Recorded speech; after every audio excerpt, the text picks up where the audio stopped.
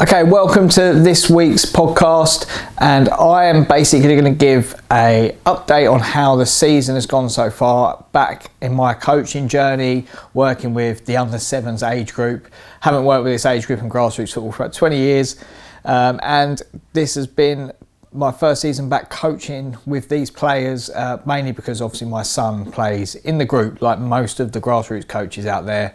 The reason that you do get involved is because your kids are playing within a team. So it's been a journey. We started first game in September. We just chucked the team together just before that. As normal, different kids with different motivations, different ability levels, different skill sets.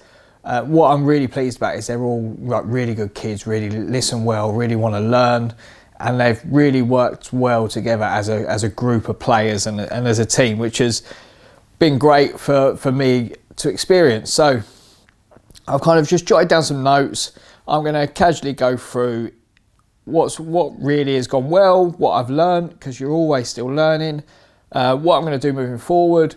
But it's just really to give you an insight into what my life is as a grassroots coach, and I'm sure you'll have some similarities in your journeys as well. So starting off, I've managed to do equal game time the whole way through the season, which is something that I'm a big believer in, especially at this age.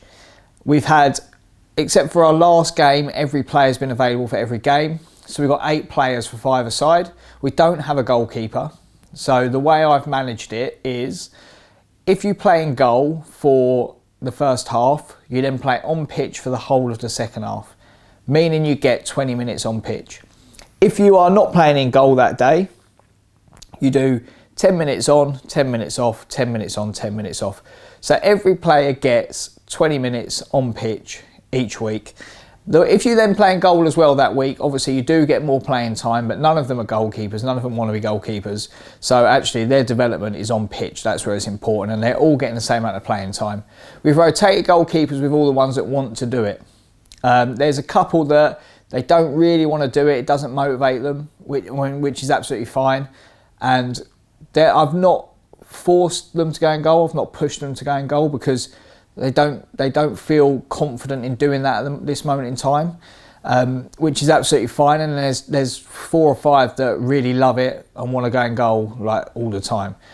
So they're all just taking it in turns, and that's been good for the team. In all honesty, what I've done is we've probably put the ones that are physically bigger and cover the goal more in the games that we know are going to be a lot harder for us. So there has been a balance of wanting to get success in the games in terms of setting individual challenges. The players will always focus on the score, I know that, but they're not overly bothered by it. But if you see in their body language, if they start to concede 2, 3, 4, 5 goals quickly, they can get a bit disheartened and a bit frustrated. So we've tried to manage it that when we're playing teams that we know are very, very strong, that actually we put our probably stronger ones in goal at that moment in time, mainly because we want them to feel confident and happy with doing it, and the other players then are out on the pitch giving everything they've got. So a couple of things that have happened with that as well. I always set up a pitch behind ours, so I get set up some mini goals, some little bazooka goals, and set up a pitch behind ours. All our subs can just go and play on that pitch. They don't have to stand and watch the game or anything like that. It's like, look, if you want to go and play on that pitch, you go play on that pitch. 90% of the time they do. They all go and play on the other pitch. We've asked the other teams if their subs want to join in. We've probably only had 1 team that have taken up that offer. Most of them don't like to do that. They like to keep their subs close to them, but I just think let them go run around. Something that's interesting that's happened from that is the perception of what the score is. So I've had it where one of my son came up to me and he's like, oh, we're winning 3-2. And I'm like, well, I think the score's about 6-5, something like that. But he's only aware of what's happening when he's on the pitch, because now he's off playing 1v1s with his teammates on the mini pitch. So it's kind of really altered their perception of how the game's going, which is fine by me. I'm not fussed about how the score's going anyway. But that's been an interesting knock-on effect. They physically, I don't think it's affected them. I don't think they're too tired to play. I think they can quite capably play 20 minutes of the game and then do some little stuff over the side. What we do normally bring them over to our pitch is like 2-3 minutes before. Come over before they're about to come on, and then like just calm them down, relax them, give them sort of a little bit of instruction, and then set them off on the pitch to play. Most games we've actually played 4 10-minute periods rather than 2 20s, which has been great. Most coaches prefer that anyway. It allows for easier substitutions and moving players around and give them a little bit of information. So that's been something that's really good. I have rotated positions, but this is where I've put an asterisk against it of it's not worked how I thought it would work or how I wanted it to work, but it's still working really well. So we've got players that naturally want to sit back, and we've got players that naturally want to go forward. It's no problem. So originally I was going to do a diamond, so a defender, 2 midfielders and a striker. The role for the striker is try and stay higher up the pitch when we've got the ball. Defender, stay a bit further back when we've got the ball, but don't just sit on the edge of your box. Come up to the height. You can come up past the halfway line if you want, but just think about if there's danger, can I deal with it? And the midfielders are up and down, up and down. That didn't really work. And I didn't expect it to work with 7-year-olds because of their understanding, or 6-year-olds as most of them are. But it did look a bit chaotic and lacked a lot of structure, which was affecting their ability when they got the ball. So what we've changed it to is now we have 2 defenders and 2 midfielders. And what happens is we just play in that square and we say, right, the midfielders, we want you up and down the pitch, come and be the strikers when you got the ball, but chase back and help us to win the ball if you can. Defenders, and I'll come on to how I've asked them to play in a minute, but defenders, when one of them attacks, one of them's got to sit and just think about dealing with any danger, and it does, but there's not a set one that does that, so they have to go up, down the pitch still, and they just have to be the furthest player back, and that might still be 10 yards out of their goal, but we have a player who sits back. So some other teams have left a player that stays literally marking up by the goalkeepers and stays really high, and they play forward quickly to that player to try and score goals, which there's nothing wrong with, and it's very effective in winning a game. What we've had to change because of this is to say to one of our players, if everyone's gone forward, can someone be clever enough to recognise if they've left someone back, can we try and mark that player or be aware of danger around that player? Now, this goes away from the purist philosophy of get the ball, dribble, don't worry about anything like that. But actually, I do want them to get some game understanding and start to learn about the game. So it's giving them the instruction of, when we're attacking, if they leave a player high up by our goal, can someone think about marking that player so if the ball turns over, we can win it. Now, what I've done there is not set a certain player that's got to do it. It is whoever sees it and recognises it, and we might give some prompts to that. So it's about them then recognising, should I be going forward or should I be thinking about the danger?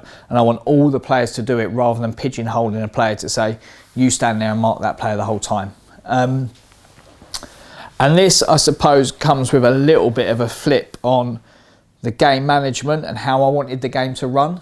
Now, I'm massive on, at this age, let them dribble. And actually, I've been saying to, as soon as you get the ball, you dribble. I've not asked them to pass the ball. I've not encouraged passing the ball. I just want them to dribble the ball when they get it. And I've been really clear on saying, if you dribble and you make a mistake and you lose the ball, I will not complain. I will not moan at you. It will never be anything negative. And it took a few weeks for that, because there was times when players were under pressure and they might knock the ball out or look to pass it. But now, most of them will get the ball and will try and dribble the ball, even if they're under pressure. We have lost games because of that, no doubt about it. We lose games because of that, but the progress in the players has been massive. And now they're composed and comfortable receiving the ball under pressure and trying to dribble. They'll still lose it sometimes, that's no problem, but they're getting better and better and better at that. And now I'm looking at their long-term development going, well, their first touch is going to be good, their ball mastery and ball control under pressure is going to be good, and they're going to be able to beat a player. If they can do that, then we'll worry about the passing and stuff later on.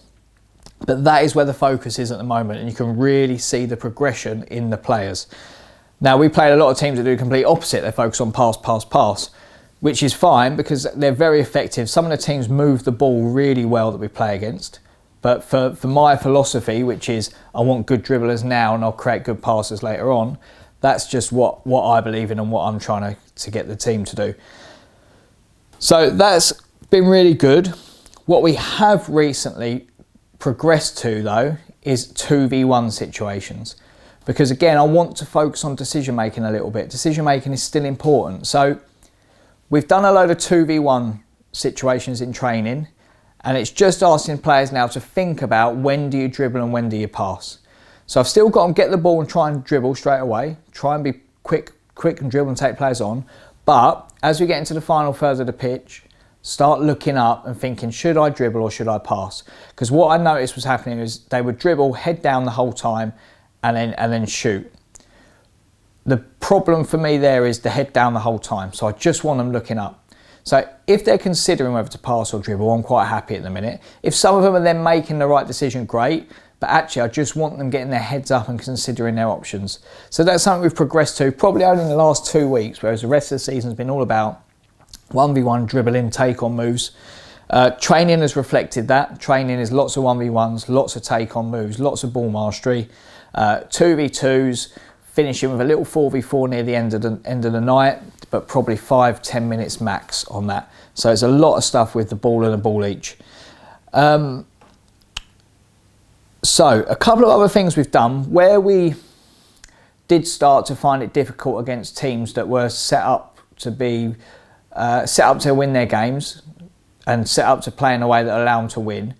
You could see that our players getting a little bit disheartened sometimes when other teams were scoring lots of goals, and we've probably had a good balance in our season where we've won half our games, lost half our games, which is a great position to be in for the players' development, developing some resilience. We've had lots of really close games recently, which has been brilliant, and we've played some great teams, like really good attitudes.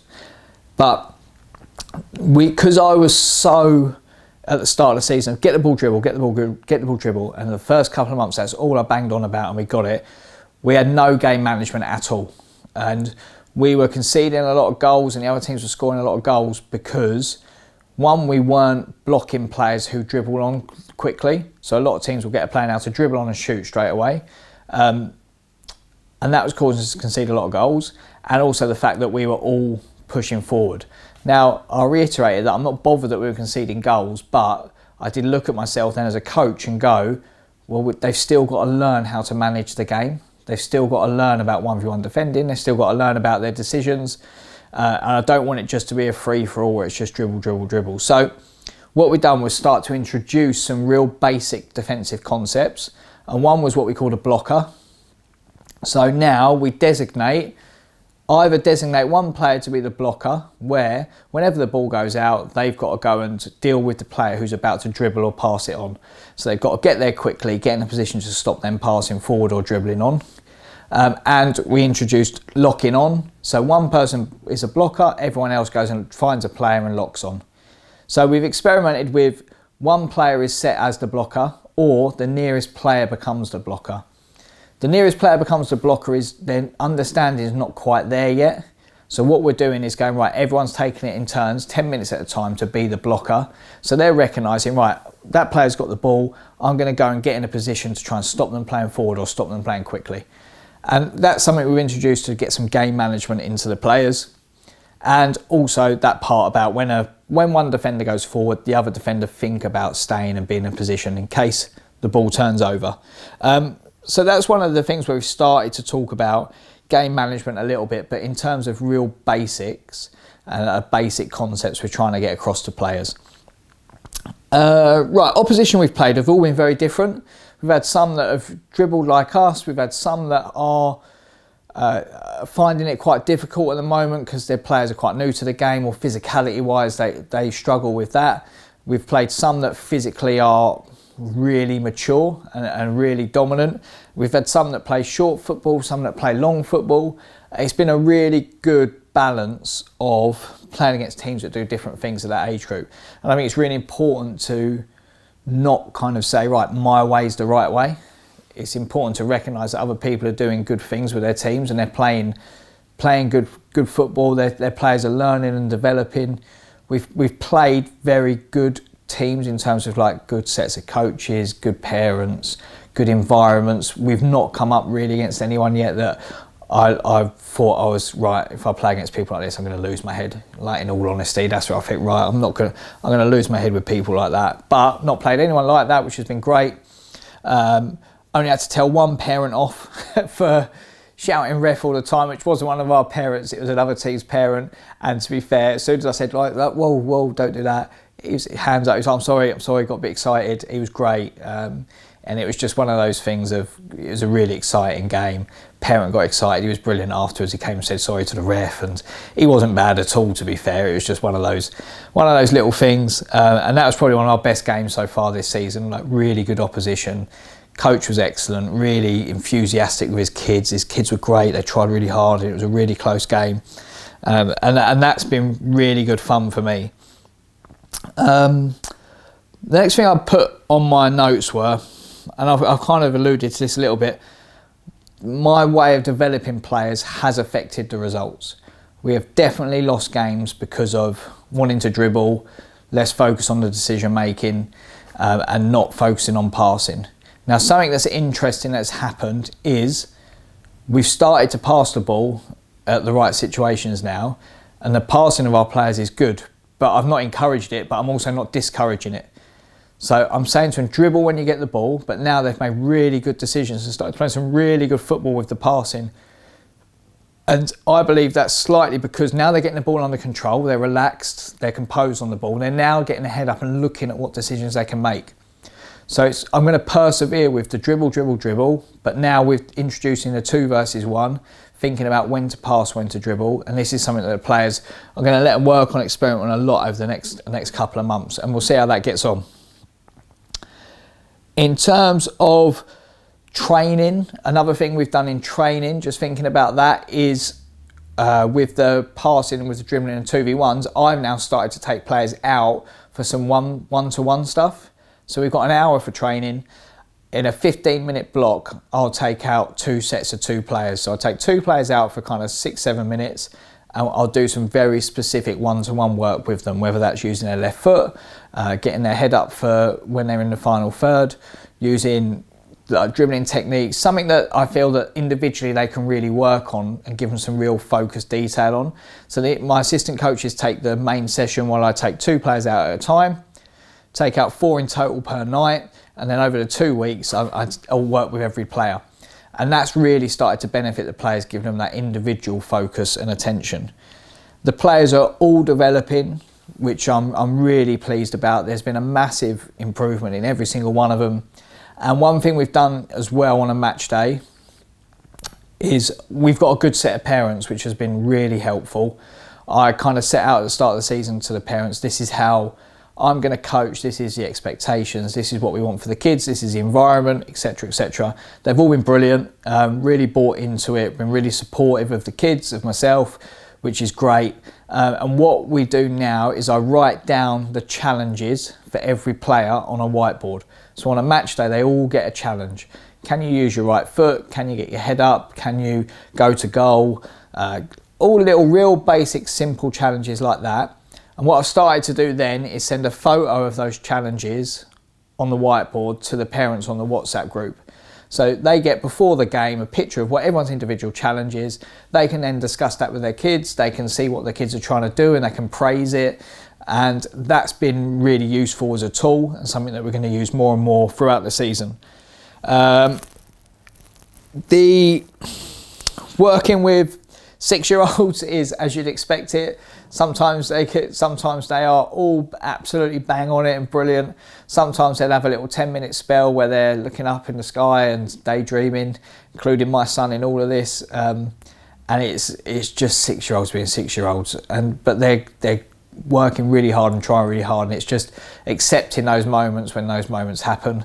I also got told off by my 6-year-old on Wednesday, which was quite interesting, which the parents quite enjoyed, because we have no slide tackling rule in training, and he decided that he was just going to go and slide tackle everyone and did not stop slide tackling anyone. So then I told him off for slide tackling, and I shouted across the pitch at him to stop doing it very bluntly like that, and he wasn't happy about it. And then he got the ball and he'd done something really good, so I thought, right, I'll praise him now.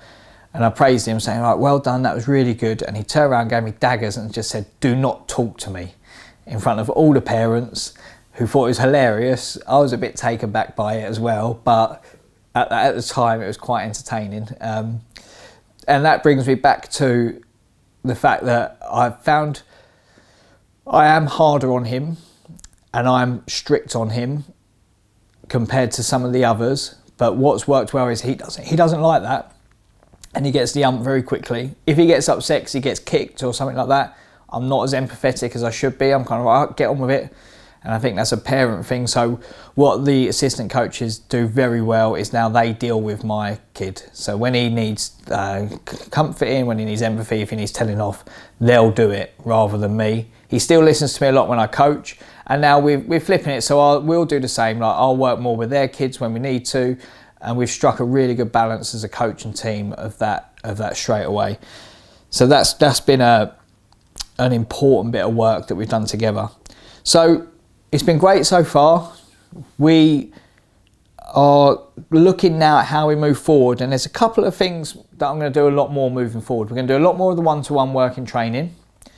As a coach, I now also need to delegate responsibility to my assistant coaches to do more, and I need to provide more support to them and to let them just crack on and do things as well. So that's something that I've probably not done enough this season, and they're both excellent, the assistant coaches. They're really good, really keen, really understand the whole ethos and philosophy.